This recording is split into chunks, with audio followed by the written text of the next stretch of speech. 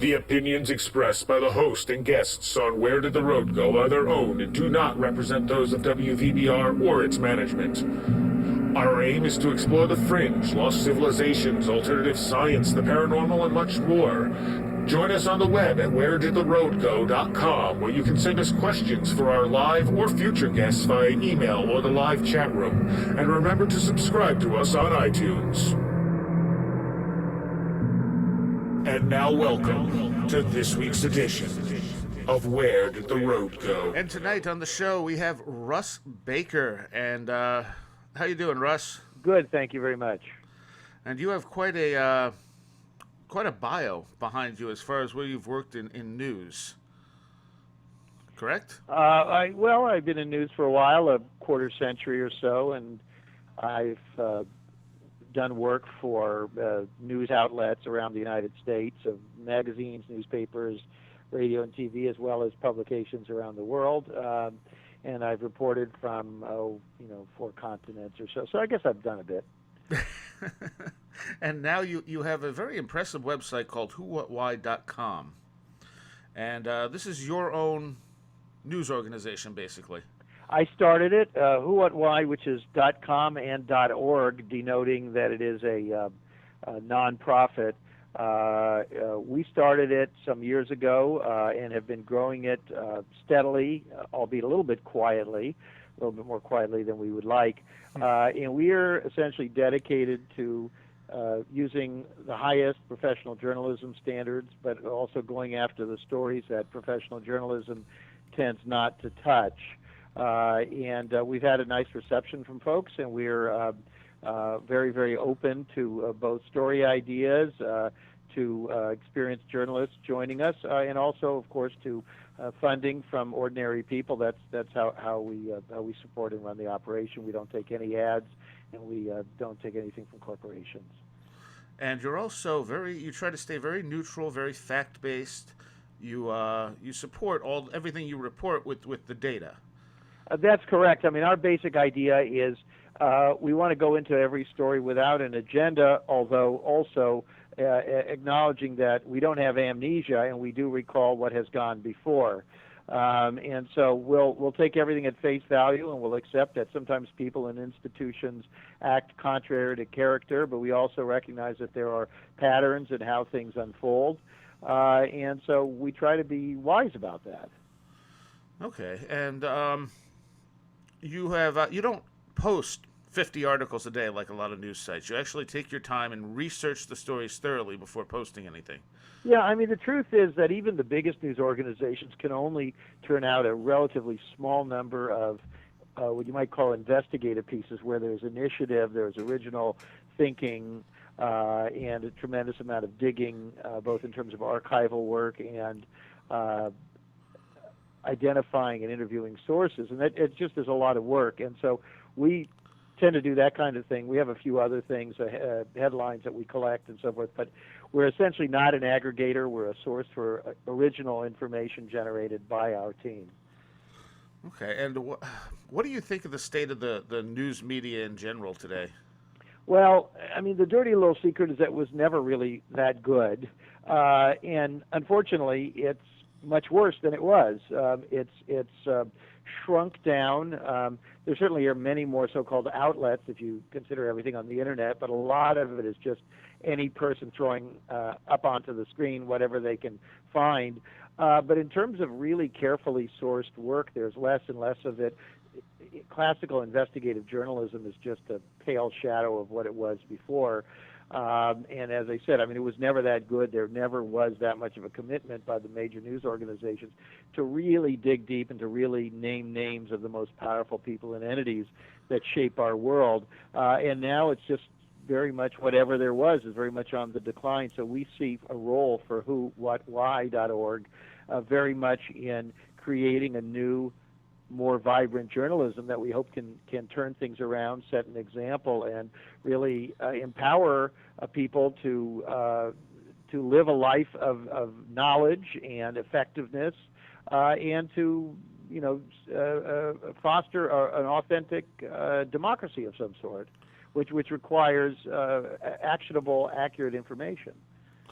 All right, and also to be clear, you're not like Alex Jones. You're not doing any kind of fear mongering. You're not a conspiracy website, although you will deal with conspiracy subjects if you have the data and the facts behind them.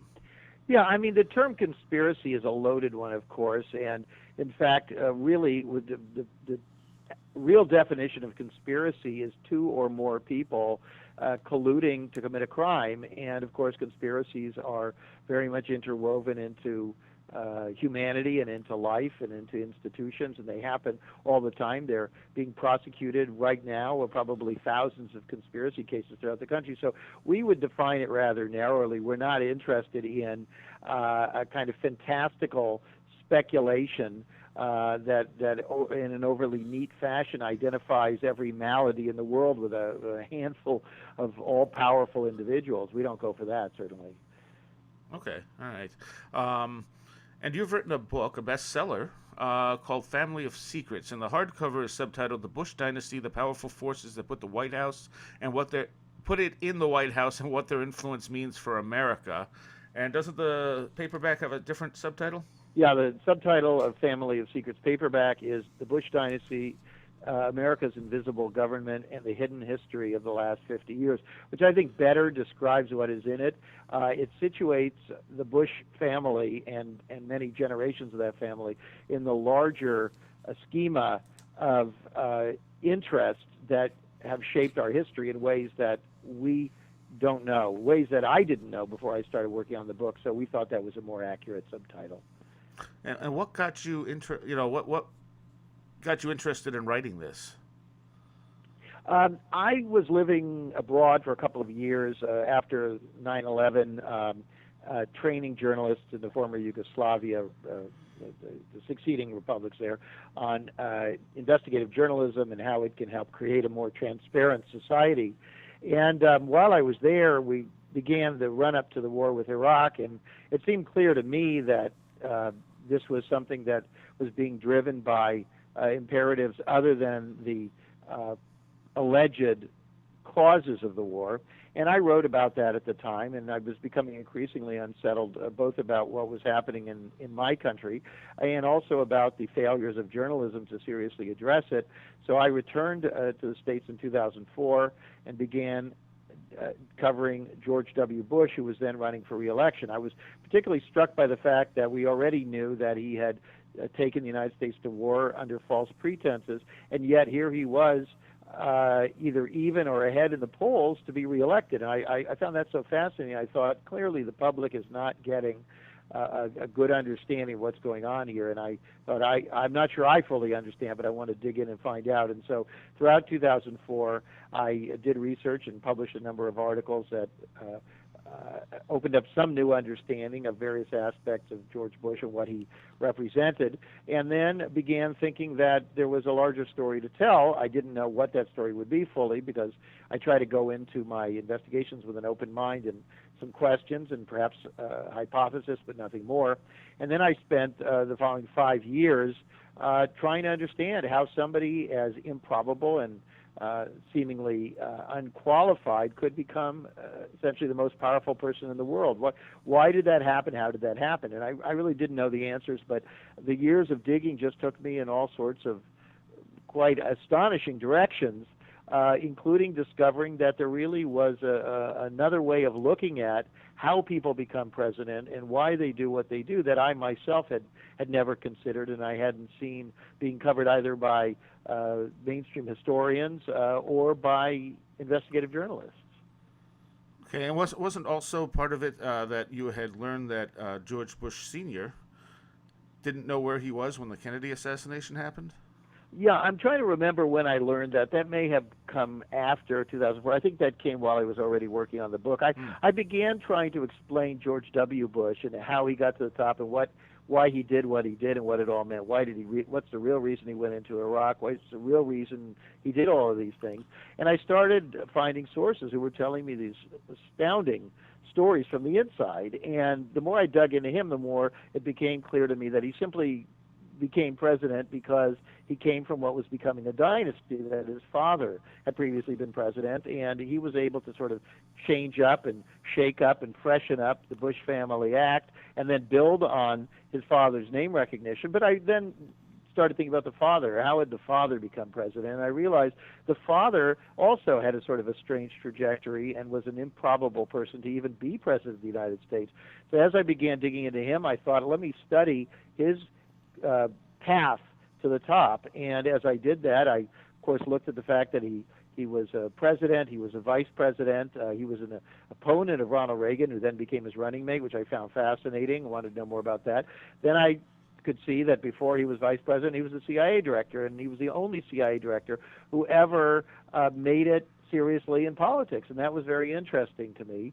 And I wanted to know more about his being CIA director. Why had he been named CIA director? He claimed he had no background or experience or essentially qualifications to even be director, and that didn't make any sense to me. So I started digging into that, and what I discovered essentially was that he did have qualifications, that in fact he had been cloaking a background, a secret history of decades of work in the intelligence apparatus. And once I knew that, and I knew that throughout the 1970s, the 60s, and even the 50s, he was doing intelligence work under cover of being an oil man or a congressman or what have you, everything that he did or said became interesting to me. And at that point, I happened to read in another book that he, in an interview, had been asked where he was on November 22, 1963, when John F. Kennedy was assassinated, and what he remembered about that. And that was a benign and harmlessly intended question.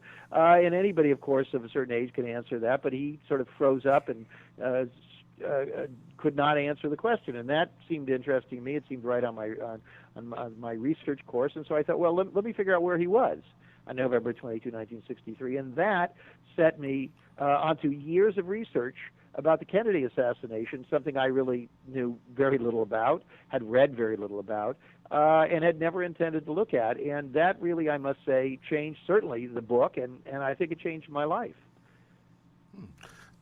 And to be clear, you're a nonpartisan site. You're not looking at this as right versus left or anything like that. Well, I find that stuff pretty useless. And in fact, I find the division of people into clearly defined political camps as one that harms the public interest and benefits essentially special interests who divide and conquer. So, no, we don't go for that at all. Okay, and this book is around 500 pages, at least the hardcover. And you have, almost 100 pages of footnotes in it? Yes, I mean, I think it's very important when you're making factual claims to back them up. And so I always try to have a lot of documentation of where things came from. Anybody reading Family of Secrets can go back and check out where these things came from. You know, where did he, where was he on November 22? What are the interviews? Who said what about where he was? What do we know factually? What did he claim that he seems to have forgotten over the years? What does this all have to do with Dallas? What does it have to do with Kennedy and what happened to Kennedy and the allegations about CIA involvement and so forth? So yes, everything is carefully laid out. All right, and we're recording this about a month before the anniversary, the 50th anniversary of Kennedy's assassination, and you've done more work than just look at where Bush was on that date. You've had quite a few articles up on whowhatwhy.com about the Kennedy assassination. Do you think there is any evidence to support the fact that Oswald was a lone gunman? No. Again, coming in as someone without an axe to grind and no agenda there, I have now reviewed scores of books by all kinds of people who've spent big chunks of their life looking at these things. And I'm talking about retired law enforcement people and lawyers and forensic pathologists and on and on. And overwhelmingly, I can tell you that the consensus of serious people who've looked into this stuff, it is overwhelming that Lee Harvey Oswald well, first of all, he fired no shots because we have eyewitnesses placing him in a lunchroom on another floor of the building within seconds of the shots purportedly being fired from the 6th floor, and so he could not physically have done that. We also have the fact that they did tests on him, and he had none of the residue that blows up from the rifle onto your face. He had none of that, and those two things alone basically prove that he didn't do it. But there's much more to that story. The likelihood very high, and again documented, that Lee Harvey Oswald was in his young life recruited, trained, and put into a whole manner of covert operations and informant roles for various law enforcement and intelligence entities. And so we know that he was involved in things, but all the evidence points to the fact that he was ultimately chosen to be, as he said, a patsy, to be framed for the assassination with a series of false linkages that he had acted out going back to Cuba and the Soviet Union, because there was a faction that wanted to have Kennedy's death blamed on those two countries, and then use that as a justification to launch a war against them that these interests in the military and the intelligence community and in the private world had long been chafing to achieve. If you had to put your money on someone being behind it, who would you say was behind the assassination? Well, I'm still studying it. I'm taking a long view of it, and I think there are more books to come.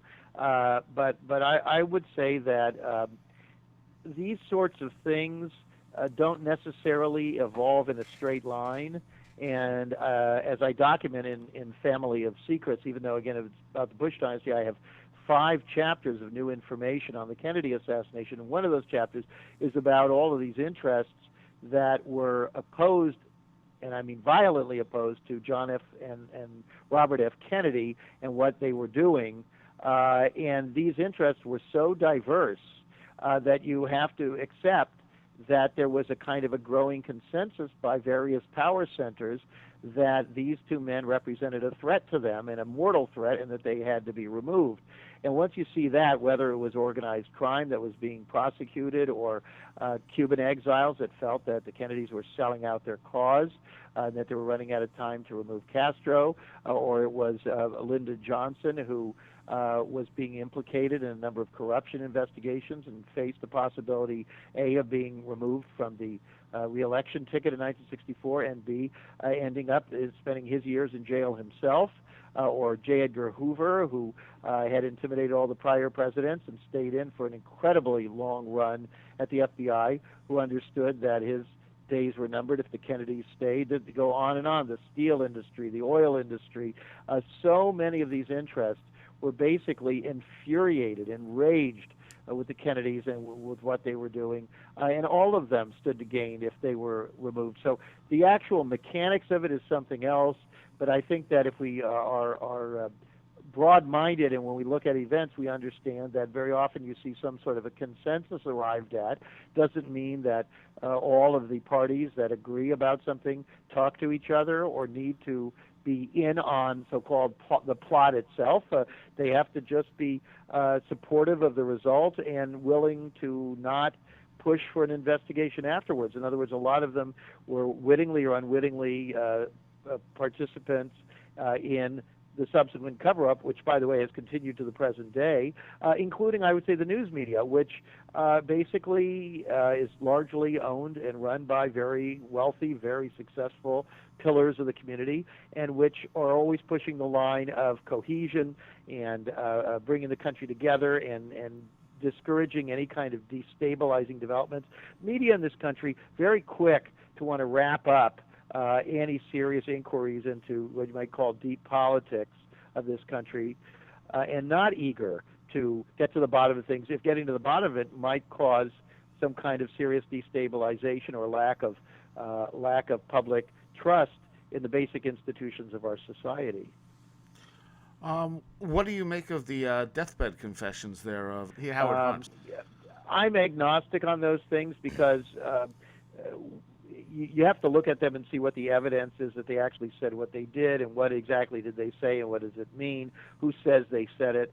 So I'm not taking a stand on that particular thing right now.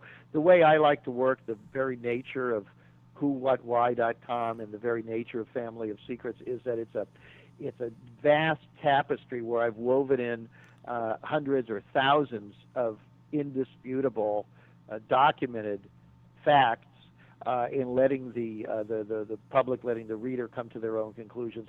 I think you're never going to be able to tie these things up that neatly.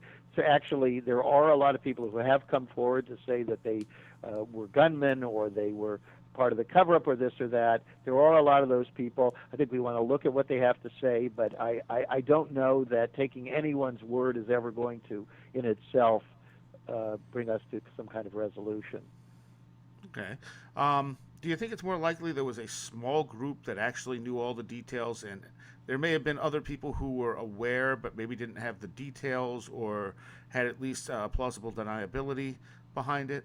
Yeah. I mean, I think the way that America runs is that there is some kind of a consensus, and that people who have a lot of power, whether they're big bankers or they are considered to be sort of statesmen who come in and out of government and go into the private sphere, or they're powerful people within the military or long-standing intelligence titans like Alan Dulles. I think these people all know each other. They socialize, they golf together, and they know each other, and they talk about these things. And I think that's where something like that is arrived at, and then everything becomes tremendously compartmentalized. You have plausible deniability, and even the people who perhaps made a decision to move forward with something made sure that they were protected in certain ways, that they didn't know details, and that even if they were made to tell what they knew, it would be very, very little. So, I mean, that's the nature. If you talk to people who work in these intelligence agencies, they are so compartmentalized that many of the people who do things are given false stories as to why they do them.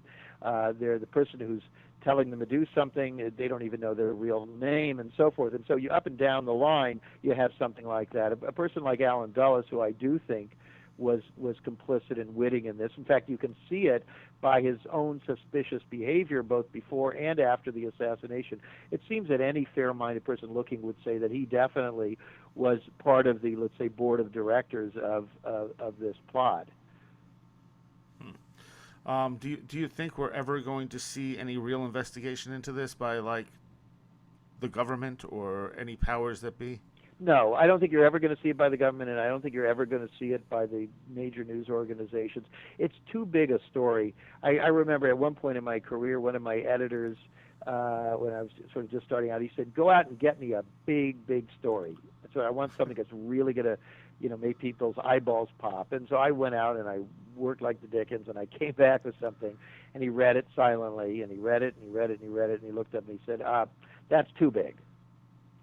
And of course, I'll never forget that, because that was the message. They want something good and they want something juicy, but if you're telling the public, "Hey, we discovered that the emperor has no clothes," and you're writing for the Emperor Weekly, I mean, it's a no-go. One of the articles you wrote on JFK had something to do with the Umbrella Man, I think it was called. Yeah, I mean, that's one of just a zillion odd things. At the very moment that Kennedy's limousine was passing the spot where at which he would be shot, a man standing there began pumping an umbrella. This was on a bright sunny day, and he was accompanied by another man who had what appeared to be a walkie-talkie. I would say that any detective, anybody looking into that in any other circumstances, would want to know more about that. This has not been looked into seriously. In fact, when the House Select Committee on Assassinations convened, they were actually contacted by a man who offered himself as Umbrella Man, and he came in and gave this sort of silly story about that he was just doing something innocuous to send a message to Kennedy, and this was then picked up by the New York Times with another absurd twist on it. This is not only dishonest; it's a kind of a test of how foolish the public is, whether they would buy these kinds of sort of feeble explanations of highly suspicious behavior. And why do you think people will buy this type of stuff? Is it just that they're used to taking authorities' word on it, or or what? I think we all suffer from cognitive dissonance complex. It's hard to get through life. It's hard to get through the day and the week and deal with the basic things of survival and family and so forth that we have to deal with. And if we also have to deal with the possibility that the big picture is much, much worse, the big picture of a society to which we all belong and participate and I guess benefit from, we don't want to hear that. That's just too much. That's just too hurtful. And so when we hear these things, we consign them all to nuttiness. We just say, well, that's nuts. And I'm no different. I mean, as a journalist, and I think most journalists, you got your nose to the grindstone and you go for the low-hanging fruit. You do your stories, which are pretty good, but you don't really go after the most powerful people and institutions, and you don't really dig that deep into what really ails us. And so when you hear these kinds of things, you just say, "Oh, that's insane," because it sounds insane. And of course, it sounds insane if you're spending your life in a cave. When somebody describes what's outside the cave, it sounds insane. Do you think the Kennedy assassination was kind of like the turning point in this country? I do, and one of the people I've interviewed in recent years who played something of a bit part in that whole saga, who I think hasn't been entirely candid with me because he's afraid and ashamed, nevertheless has said to me on several occasions that he repeats the phrase that the great American experiment ended with Kennedy's death, and he doesn't mean that in some sort of abstract or lofty way. He literally means that there was an experiment going on, and it was over at that moment. That was the end of it, and I agree. I think no American president since John F. Kennedy has really dared to greatness, has dared to try to actually be president, really be that powerful person and have a vision and adhere to the vision that fills the rhetoric. And I just think that they understand that that's not possible. By the way, in Family of Secrets, I don't know if you're going to be getting to this, but I then began looking at where George H.W. Bush was when Nixon was removed, and there he was again, very close to the events, and I discover many of the same people from the Bay of Pigs, people from Dallas, November 22, 1963, again involved in the events that resulted in the removal of yet another president, this one Richard Nixon, under a very different set of circumstances, and no blood was shed, but the effect was somewhat the same. And I was stunned to find that Richard Nixon himself, as different as he was from John F. Kennedy, was also tempting fate by pushing a number of buttons that were not to be pushed. And so we see that when we look at a guy like Obama, we can't possibly understand why he does what he does and doesn't do more and doesn't take bigger risks unless we understand what has come before. Yeah. Well, that was something I was going to mention. I mean, how much power do you think someone like Obama has nowadays? I think he has some power, but I think it's very, very limited. So, for example, they're able to, go after J.P. Morgan Chase, and extract what appears to be a huge fine of $13 billion. It is a huge fine. But, in fact, when you look at it, that's a fine that really doesn't rattle that's such a big outfit. It doesn't really rattle them substantially. It's a hit, but they're very much going to survive. Everybody's going to get their salaries, and the shareholders are going to do okay. And that's just the cost of doing business. And so when you understand that, you see that yes, Barack Obama probably goes after the banks much harder than Mitt Romney would, but in the end, the banks do just fine, and nothing really changes. And it seems that's especially true of things like foreign policy. It's very true of foreign policy. Foreign policy, if you look at Obama, I mean, he's given more power to the military, more power to the intelligence agencies. He's been as emphatic in support. I don't know if you say emphatic because he says he doesn't want to do these things, but in the end, he's prosecuting wars all over the world that are just as Bush falsified the reasons for Iraq, as we document on whowhatwhy.com.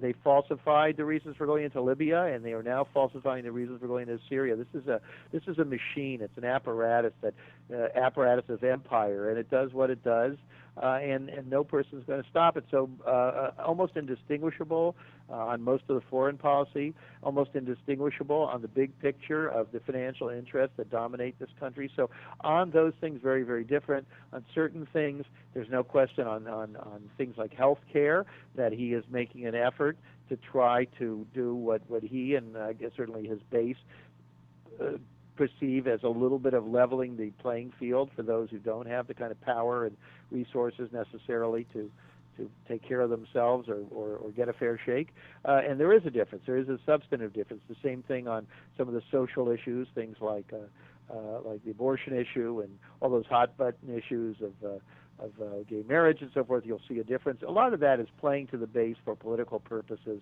And again, the base are perfectly happy to be thrown those various somewhat meaty bones and are willing then to sort of overlook the thrust of the things you raised with the foreign policy issue. All right, we got to take a quick break. We'll be right back with Russ Baker.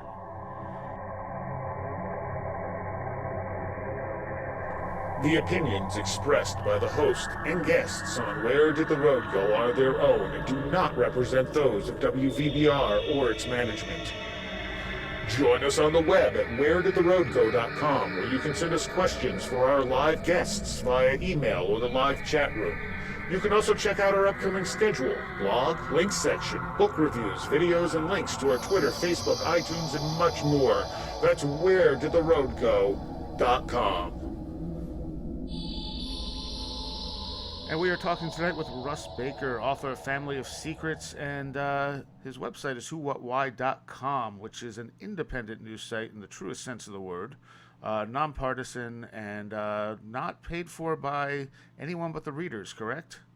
That's right. We depend on people like those listening tonight to allow us to do open-ended, open-minded, non-agenda-driven inquiries into how our world works and how it affects all of us. And your articles are very thorough. They're not little tidbits and stuff. You write substantial amounts of information, all backed by links to where the information came from, which is not something you see in most news organizations. That's true, and you do see news organizations more and more linking, but they're often just linking to other things that they wrote. We do link to other things we wrote that provide background, but we very much try to link to reports and other documentation that will undergird the factual points. Do you think there is, I mean, what hope does this country have of getting out of the sort of downward spiral it's in at this point? Despite these I guess, potentially pessimistic tone of the things that I'm saying, I am an optimist because I believe that things can change for the good, of course, for the bad too, almost at any moment and with almost any causation. We've seen this throughout history. People always say to me, well, I'm one person and what can I do? But actually, almost everything meaningful in the world, whether it's inventions or causes, were launched by one person. And one person in almost every case has changed our thinking. That's why we know that the earth is round. That's why we understand gravity. That's why we have modern food processing practices, is because of one person. And so they were not necessarily somebody who was well-connected or had resources. It was a very determined person. So we believe that there always a possibility of tremendous positive change. We're hoping that whowhatwhy.com it can be one of those kernels, but I would say that anybody out there, anybody listening to this, can make a difference, even in just small ways that don't have to be putting you on the firing line.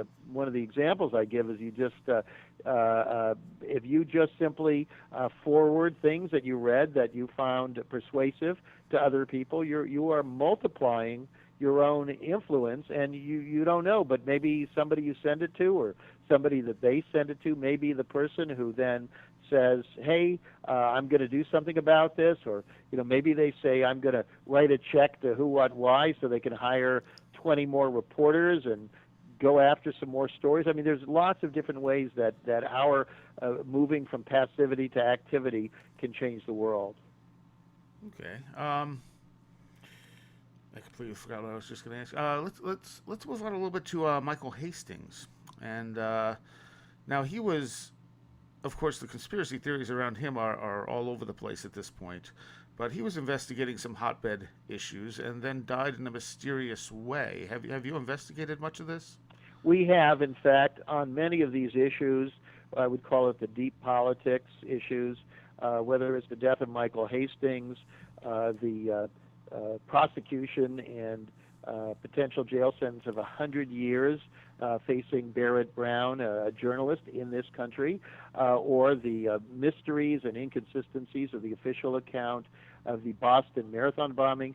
Who, What, Why.com has been not only a leader but pretty much alone in looking into these things in a serious journalistic way, as opposed to what you were talking about, the fear mongering and the wild speculation. So in the case of Michael Hastings was a journalist working for Rolling Stone and other entities. He had done a very famous article about General Stanley McChrystal, the leader of the U.S. forces in Afghanistan. That article, which many may remember, caused a tremendous hullabaloo, resulted in General McChrystal being fired by President Obama, and that was Michael Hastings' article. He went on to do a number of other interesting articles and was, at the time of his death working on stories about the CIA, the NSA, about major outsourced corporations involved with the national security state. He was digging into a lot of dark alleys, and the circumstances of his death are strange. And if you go to who.what.why.com, you can watch video of the fiery crash of his car in a one-car accident where he's driving on a straight street in Los Angeles, and his car just basically turns into a fireball. Some eyewitnesses claiming that the car actually exploded just before it hit a tree. Even if it didn't, there are some questions as to how a fireball of that nature is a result of a car hitting a tree. The impact, the flinging the Mercedes engine as far as it did. And there are some real questions. Also the fact that he had sent an email the day before he was killed saying that he was going off the radar because he was working on some very sensitive stuff, and also mentioning that he was aware that he claimed that the FBI was investigating him. And so all of these things just point to the fact that journalists need to be responsible and look into that. And the failure of the media in this country, and I include not just the mainstream sort of corporate media, but your favorite, kind of alternative, liberal or conservative news organization, why have none of them done their due diligence on this? This, I think, is really in itself a condemnation of the state of journalism. And what's your opinion on things like WikiLeaks? You have at least linked to some of their stuff in the past, right? Yes, we have cooperated, we have partnered with WikiLeaks when it comes to assessing documents that they post and trying to provide the public with a service, which is to assess the accuracy, significance, and larger context of those documents. And so we feel that we are not the ones who obtained those documents. We're not the ones who posted them per se, but we think that it is an invaluable role for journalism to try to help people understand when these kinds of things emerge, what to make of them. Okay. Do you think that what they're doing is a service to people by releasing these documents, or do you think that they're causing more problems than good for the most part? In general, I would say that transparency is a good thing in a democracy.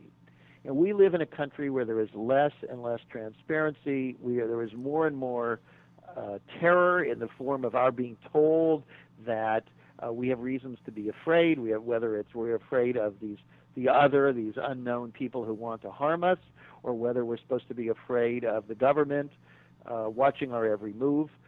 We do live in a kind of a state of terror, and we need accurate information to assess, are we really at risk, or are we just being made to feel fearful and thereby empower those who make us feel fearful and give them more power over us?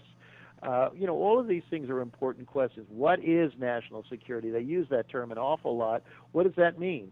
How does that so-called national security translate into our personal security? What is this vast homeland security apparatus that has been built up? Tremendous amounts of our own tax dollars going into the pockets of private individuals and corporations that supposedly are doing all this work for us. We need to know a lot more. And so I would say we ought to err on the side of openness and let those who would deny us vital information prove to us why it is that we can't be told these things. And going back to Kennedy for a moment, there's a bunch of papers that were supposed to have been released and have now been pushed back, another 30 years? The 2017, there are a number of different dates, and it gets complicated, but 2017 is a date at which we are supposed to see some of the remaining documents. But in fact, on whowhatwhy.com, we have been covering this issue of the records and how Obama himself has been very complicit in the withholding of documents that the public ought to be able to see. They keep coming up with other reasons for that, but a very simple, logic is what you want to use here. If, in fact, Lee Harvey Oswald was a lone gunman or a lone nut, acted alone, and there was nothing more to the Kennedy assassination, why has the government held on to so many assassination-related documents for so many years? Why do they continue to do that? And we think this is a very vital issue because we think that those documents that they're withholding help shed light on what has actually happened to America and what is the texture and the state of democracy since the Kennedy assassination up to the present time. What do you think would have been different had they failed in this assassination of Kennedy? Well, if they had failed, among other things, the response from those, John Kennedy, Robert Kennedy, and their small circle of trusted confidants would have certainly, I think, been even more aggressive than what they were already doing. A lot more heads would have rolled. Obviously, if it had been investigated and this was laid at the doorstep of some of America's wealthiest and most powerful individuals, families, and interests, you're looking at an anything goes situation. It's interesting how in the United States we have all this, Arab Spring, and we're all for all these revolutions. We support revolution in Syria. Isn't it great that the people rise up and overthrow the yoke? But we have a yoke in our own country, and we always do. And anybody who suffers from the mistreatment and deception that is inherent in so much of our daily life at the hands of large, powerful corporations knows that. And so, if we support freedom and transparency and true democracy everywhere else, it wouldn't be such a bad thing to try it here. And I think that had the assassination failed, we might have seen a very vigorous experiment with a better democracy. And I think that was yet another reason that it was so important that the assassination succeed. I think that's why we see evidence that they couldn't have used one gunman, that they had to triangulate and use a number of them, possibly, and I don't know, I'm no expert, people shooting from distances and even people shooting from close up.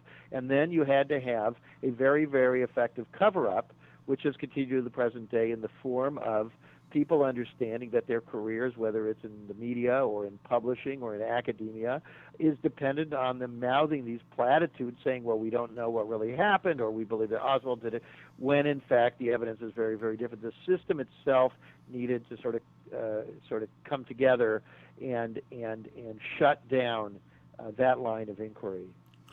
Do you think that part of the concern is that these documents will implicate people who are still alive, and that the later they release them, the chances are these people will all be dead and can't be held accountable? Yeah, the witnesses to any piece of this, and there are plenty of them, are dying off rapidly. And those of us who are investigating to see this, I wish I had the resources and the people and the time to get to more of them. But it's a race, because you got the other guys also trying to get to those people to tell them to keep their mouths shut. And yeah, I think it's a time situation, because 10 or 20 years from now they'll say, well, who cares, because they're all dead anyway. There's always a story, we can't do it now because it's too unsettling. Later it's we can't do it because who cares. So absolutely, totally agree. Why wouldn't they just try and destroy those documents in the first place so they can never come out? That's a good point. I'm sure that the most important documents have been destroyed, or let me put it this way, the most important documents never existed. The second most important documents that they were able to find have been destroyed. But the reality is that government is a complex beast with a lot of different pieces to it. There are pieces of paper floating around everywhere, and it's not that easy to find, identify, and destroy documents. And there are good people everywhere working in the archives and so on, and they're not all complicit in this. And so it's just, if somebody were to go and try to destroy all these things, they would leave a trail of evidence. And so that then would become de facto evidence of the conspiracy itself. And so this is a game. And over the years, researchers have done a very good job of knitting together just little tiny pieces. I don't think there is a smoking gun document out there announcing a formal operation. I don't think there ever is, but there certainly are lots of little pieces that are helpful. Okay. Now, when the Boston bombing happened, of course, Alex Jones was out there in 5 minutes saying it was a false flag, and as were other people. You didn't do that. You waited and you assessed the information, and then your articles basically ask questions. You show the data, you show the facts, and you point where they're inconsistent or don't work, but you don't go into any kind of wild speculation or any kind of fear-mongering, anything like that. And I absolutely love that about your site. Do you want to go over a few of the inconsistencies you did discover on the Boston bombing? Well, sure. I mean, the first thing is right from the get-go, the way in which the information came out, the assertions made by the media about the guilt of these brothers. It chilled me because having spent years looking at the Kennedy assassination, I said, my God, this is exactly what they did to Lee Harvey Oswald. It was a so-called rush to judgment, a rush to conclude we know who did it. I mean, with Oswald, they literally, FBI was leaking within days that they'd already solved the whole case and there was nothing more to do. And here's the FBI with the Boston bombing, again doing exactly the same thing. We have yet to see any actual evidence that those two brothers did anything yet. One is dead. The other one was basically essentially left for dead. They certainly tried to kill him. A third guy, and we'll have some upcoming more stories on that, although we've done some already, in Florida, who was a friend of theirs, was shot and killed by an FBI officer, supposedly when he attacked him, if you believe that.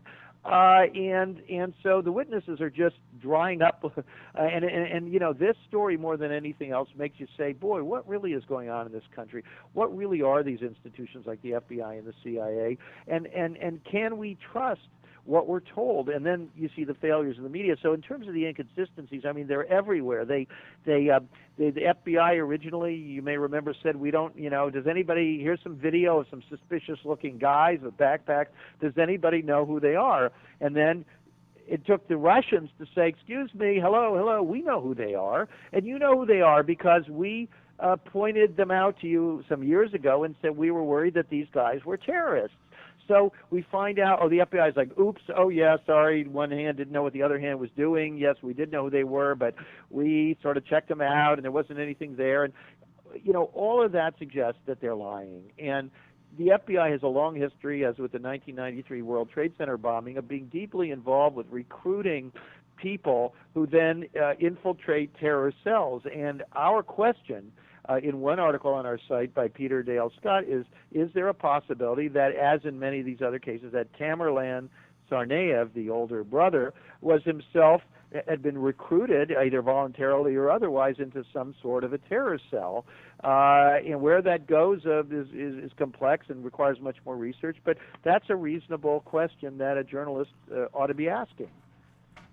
And of course, the media, the mainstream media in this country, just kind of went along with what they were told without questioning any of it, even slightly. Well, that's right. And so the funny thing about being a journalist in these big institutions is all you have to do is do mea culpas. Oh, we screwed up. And they have these panels all the time with the ones who screwed up, given a platform to talk about how they screwed up, and then the platform gives them more public attention, more credibility, and more power, and then they can go back and screw up again. And then those who didn't screw up, those who asked the right questions, are denied a platform.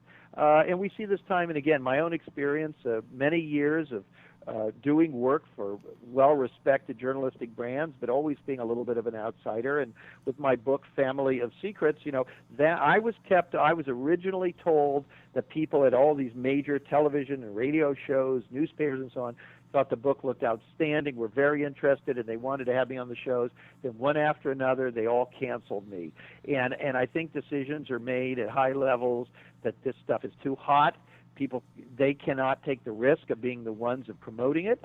And so it was left to a network of the kind of people who listen to your show to buy copies of Family of Secrets. It's still just being discovered. It is a bestseller. It's sold almost 100,000 copies, but it's all by word of mouth. It's all by this kind of public uprising using the internet and communicating with each other, and then selected, say, radio shows like yours that are willing to give people information they can't get anywhere else. And so there's this constant battle for the truth that's going on today with, as you say, the Boston bombing, the Hastings one-car crash, and these other stories that simply the media consider too hot to handle.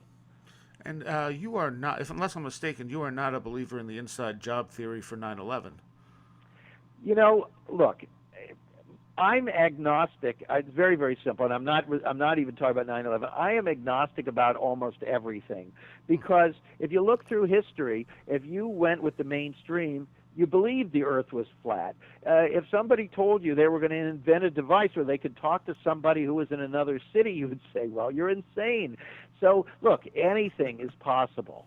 That's my attitude. Is it possible that there's more to that story? Absolutely. And who, what, why, although we, again, are very, very careful, and we will not, there are a lot of angry, 9/11 truthers who think that we're cop-outs, but the fact is that, we need to dig up original information. We're not just going to traffic in things that other people say. We're going to take a good, hard look at it to see what we can and cannot prove or check out. But we have on Who, What, Why done a number of stories, original reporting about some strange and disturbing connections between some of the people we were told were the hijackers and the Saudi royal family. And this is a different story than what Michael Moore had in his movie. It's very, very curious and very disturbing, and that has been our contribution. So we are open to the idea that the official story on anything is not the whole story. Well, I just think that personally, I think every story should be questioned from every angle. I think that news organizations should take that agnostic stance that you have. That, I mean, truth is such a fleeting thing, and it's so hard to fully prove. But asking questions is the only way we're really going to get down to any kind of resemblance of truth about anything. Well, I heartily concur with you, and that's our attitude. Our attitude is, if people say, well, what's your goal? My answer is, we just want to know what happened. Yeah. All right, so the book, once again, Family of Secrets, the hardcover is The Bush Dynasty, the Powerful Forces That Were Put in the White House and What Their Influence Means for America. And has the book changed from the hardcover to the softcover, or just the subtitle? It is the softcover has a new foreword and a new afterword, I believe, and it's got some more endorsements from some interesting figures like Gore Vidal now on the cover. It's essentially the same material. We corrected a few very small errors, but basically they're both Family of Secrets, and I think either one would do just fine. Okay, and whowhatwhy.com is the website, and whowhatwhy.org. Do they go to the same place? They do go to the same place, yes. Okay, and you basically survive on donations. When you look out there at all these different news organizations, do you think the ones overseas do a better job? Like if people tune into the BBC, are they pretty much paid off by the same powers that be, or do you think that they do a slightly better job? Yeah, that's a complex situation. I mean, I think that there are some better news organizations in some respects. BBC in some ways, certainly The Guardian in London, the newspaper in some ways, Al Jazeera in some ways, but in other ways they're no good at all. And so it's the same thing domestically. There's certain subjects that certain magazines and newspapers will do a very fine job of in the United States. I think the problems with journalism are global, and that's why we have great ambitions with the support of people like those who are listening to this program, that we'll be able to build Who, What, Why into a formidable global journalistic institution for the future. And I certainly hope that happens. I like the fact that your articles are so in-depth, that you do the depth of research that you do. It's a nice change from what you normally get out there on the internet. And you do a lot of speaking as well, a lot of interviews, and you post a lot of those to your site as well, correct? Yeah, I mean, we need to introduce ourselves and our work to new audiences, and so I do travel a fair amount and do public speaking, radio, some television, and we're always happy if folks are members of organizations and they want to invite me or other people from Who, What, Why to come and speak. We'll be glad to try and make that happen. All right. Well, I thank you so much for making time for us. And again, whowhatwhy.com. And we've been talking to Russ Baker. Anything else people should know? No, I mean, they can follow us on Twitter at Who, What, Why. We've got a Who, What, Why Facebook page, and Family of Secrets is available in bookstores and also from the usual suspects online. All right. Well, I thank you, Russ. Last Exit for the Lost is up next.